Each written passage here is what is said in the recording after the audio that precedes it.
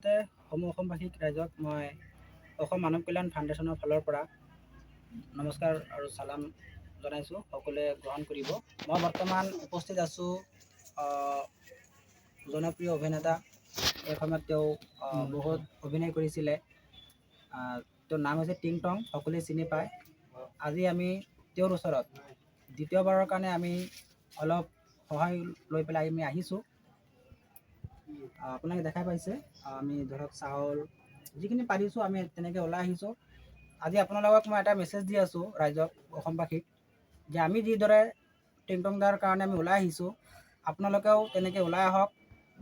আৰু তেওঁৰ বৰ্তমান চাওক, আমি যিখিনি ৰেচন দিছোঁ আজি 3 দিন বা 5 দিন বা 1 মাহে চলিলে হায়েষ্ট, কিন্তু তেওঁ সেইটো বিচৰা নাই। তেওঁ বৰ্তমান স্বাস্থ্যৰ খুবেই প্ৰব্লেম চলি আছে। তেওঁ বিচাৰি আছে যে আপোনালোকৰ পৰা অলপ সহায়। তেওঁ নিজে চলি খাব বিচাৰি আছে, হয়নে? এইখিনি মেছেজ দিব বিচাৰি আছোঁ যে আপোনালোকে, আমি যেনেকৈ ওলাই আহিছোঁ, আপোনালোকে আমাৰ লগত আহক। আমাৰ নাম্বাৰ আপোনালোকে নোট কৰি লওক, 600006476661, অথবা আপোনালোকে ফেচবুকত, ইনষ্টাগ্ৰামত, ইউটিউবত আপোনালোকে অসম মানৱ কল্যাণ ফাউণ্ডেশ্যন বুলি আপোনালোকে মাৰিব, ওলাই আহিব। আপোনালোকে আমাৰ লগত জড়িত হ'ব আৰু আপোনালোকক লগত লৈ পেলাই আমি সকলোৱে মিলি হাতে হাত ধৰি পেলাই আমি তেওঁৰ কাৰণে কাম কৰি যাম। তেওঁৰ বুলি নহয়, তেওঁৰ নিচিনা আৰু যিমান মানুহ অসুস্থ হৈ আছে, অসহায় হৈ আছে, তেওঁলোকৰ কাৰণে যে আমি কাম কৰি যাব পাৰোঁ, এইখিনি কৈ পেলাই ইয়াতে সমাপ্ত কৰিলোঁ। ধন্যবাদ। জয় অসম। আজি আপুনি বস্তুখিনি পোৱাৰ পিছত কেনেকুৱা লাগিছে? অসম মানৱ কল্যাণ ফাউণ্ডেশ্যনক কি জনাব? ধন্যবাদই ক'ম, ধন্যবাদটো বাজাৰ কিন্তু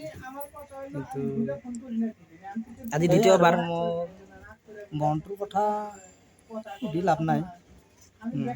কিয় বেয়া নাপাব, আজি মোক বস্তু দিছে কালিহে কৈ যাব। হয়, কিন্তু দাদা আপোনালোকক মই অনুৰোধ কৰিছোঁ, যিমান পাৰে চিকিৎসাৰ কাৰণে যদি কিবা যদি কৰিব পাৰে, মই আপোনাৰ পকেটৰ পৰা বিচৰা নাই। আপোনাৰ এই ফাউণ্ডেশ্যন ৰাইজক কিবা আহ্বান জনাব নেকি?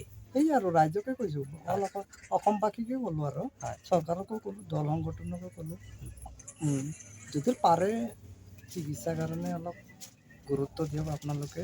আজি মোক ৰেচন দিছে, কালি মোৰ ৰেচন শেষ হৈ যাব, পৰহি তাৰমানে গৈ মোৰ এটাই হ'ব যে মই যদি চিকিৎসা যদি কৰে, মই পৰহিলৈ তাৰমানে নিজে কাম নিজে কৰিব পাৰিম। গতিকে মোৰ খোজা মাঙিটো মোক ভাল নালাগা হৈ গৈছে, মোৰ দুখ লাগে অলপ।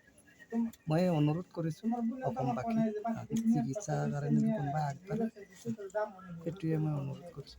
আপোনালোকৰ যোগেদি যদি কোনোবাই যদি আপোনালোকৰ যদি লাগি দিয়ে, টিংটঙৰ চিকিৎসাটো আমি ক'ৰবাৰ পৰা মেনেজ কৰি কিনে এতিয়া A to Z পৰীক্ষা কৰিব লগা হ'লেতো বহুত টকা দৰকাৰ নাই। এই মোৰ ধনৰ অভাৱৰ কাৰণে মই উন্নত চিকিৎসাটো কৰিব পৰা নাই। এতিয়া কি ক'ম আৰু, ঠিক আছে, হ'ব। আপোনাক মানে পূৰ্ণ সমৰ্থন কৰিম।